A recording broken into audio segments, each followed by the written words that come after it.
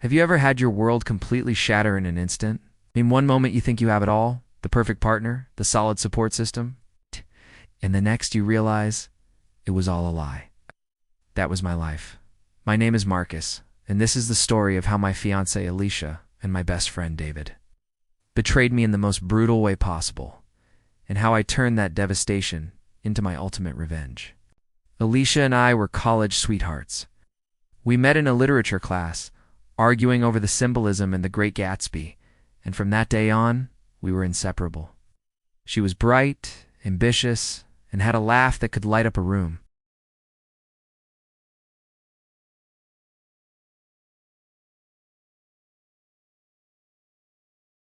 Proposing to her felt like the most natural step in the world.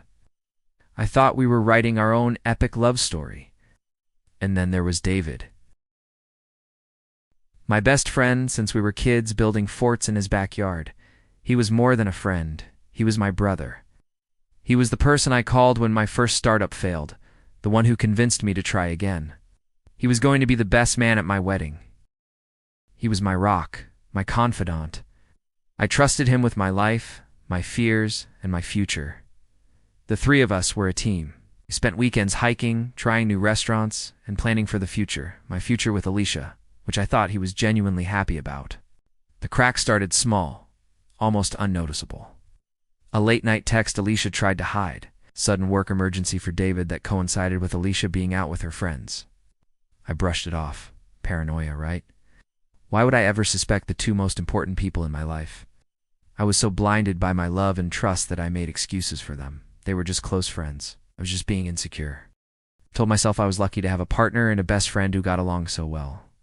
Looking back, the signs were all there, like a trail of breadcrumbs leading to my own personal disaster. The day it all came crashing down started like any other. I was heading home early from work to surprise Alicia with a reservation at our favorite Italian place, the one where we had our first real date. I was excited, picturing her smile. I walked into our apartment, the one we'd spent months decorating together, and I heard noises from the bedroom. It wasn't just any noise, it was laughter.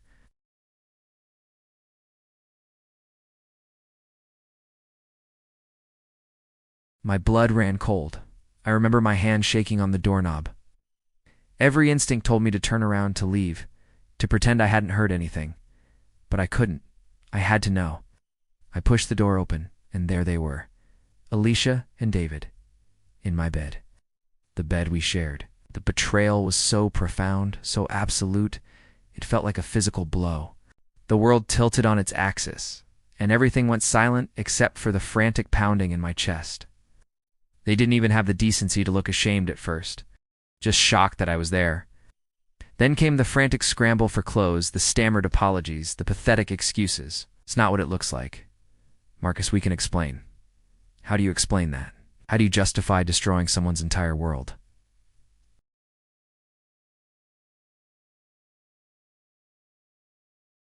I didn't know where I was going, just knew I could never go back. The first few weeks were a black hole of despair. I felt utterly alone. The two people I would have turned to for comfort in a crisis were the cause of it. My support system had imploded, taking me down with it. I crashed on a friend's couch, barely eating, barely sleeping. I was a ghost, haunted by memories and what-ifs. The pain was suffocating, felt weak, broken, and completely worthless. Every time I closed my eyes, I saw them. Every quiet moment was filled with the sound of their laughter. One night, drowning in cheap whiskey and self-pity, something snapped. I looked at my reflection in the dark TV screen, a hollowed-out version of the man I used to be, and I got angry. Not just sad, but furious. How dare they do this to me? How dare they make me feel this small? I realized right then that wallowing in my misery was exactly what they would expect. It was giving them power over me, even in their absence. My pain was their victory. That night, I decided they wouldn't win. I wouldn't seek revenge in the traditional sense. I wouldn't slash their tires or post their secrets online. That was their level, not mine. My revenge would be my success. My revenge would be becoming a man so strong, so successful, so happy, that my existence would be a constant reminder of what they threw away. I was going to become my own support system.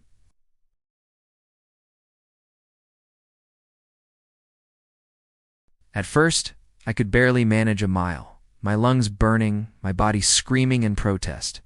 But with every step, I felt like I was leaving a piece of the pain behind me on the pavement. I joined a gym and poured all my anger and frustration into lifting weights. The physical transformation was just the start. As my body got stronger, my mind started to clear. I threw myself into my career with a focus I'd never had before. A startup I had been hesitating on. I launched it. I worked 16-hour days, fueled by coffee and a burning desire to prove myself. I networked. I pitched. I learned. I failed, and I got back up, stronger each time. I wasn't just building a company.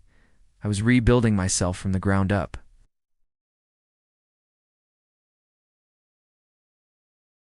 Slowly but surely, things started to change. The gym became my therapy. My business started gaining traction. I started meeting new people, making new friends, who were drawn to my newfound drive and positivity. I reconnected with old hobbies I'd let slide, like painting and playing the guitar. I was discovering who Marcus was without Alicia, without David, and I was starting to like that guy a lot. He was resilient. He was self-sufficient. He was a survivor. About a year later, I was at a tech conference, giving a keynote speech about my company's journey. We had just secured a massive round of funding, and I was on top of the world. As I stepped off the stage, feeling the buzz of applause and accomplishment, I saw them, Alicia and David. They were standing at the back of the room. They looked average. The spark Alicia once had was gone. David looked tired and unremarkable. They weren't the giants who had crushed me. They were just two people who had made a terrible mistake.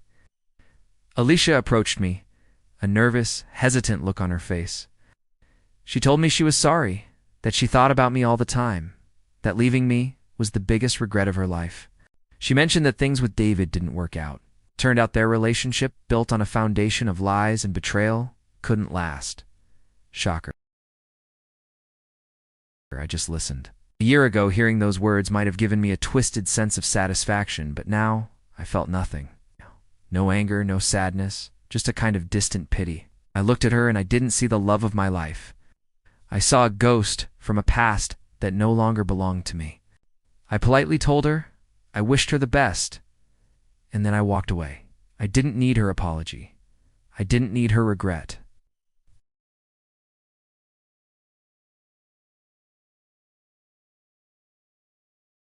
I had built a life so full, so rich, and so completely my own that their betrayal was nothing more than a footnote in my story.